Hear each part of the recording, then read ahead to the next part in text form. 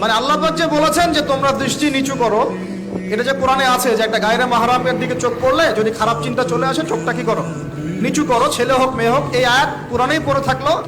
চক্ষু নিচু করো তো দূরের কথা, চোখে চোখ রেখে এখন কিস করতেছে মনে করে,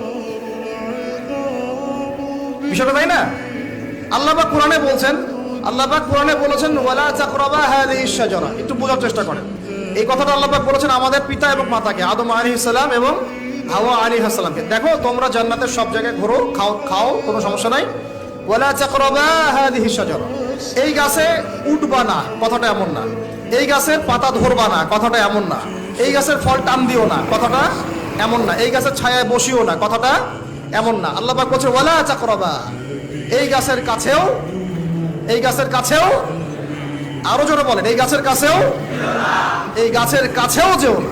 ফল খাওয়া তো দূরের কথা, গাছে উঠা তো দূরের কথা, গাছের নিচে বসা তো দূরের কথা, কাছেও সেম কথা আল্লাহ পাক সূরা বনী ইসরাঈলের মধ্যে বলছেন ওয়ালা তাকরাবুজ জিনা, ওয়ালা তাকরাবুজ জিনা, তোমরা জিনার কাছেও।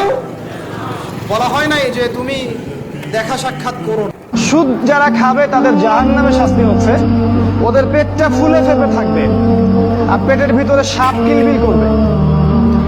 আর ফেরাউনের অনুসারী যারা, তারা এদের পেটে পাড়া দিয়ে জাহান্নামে প্রবেশ করবে।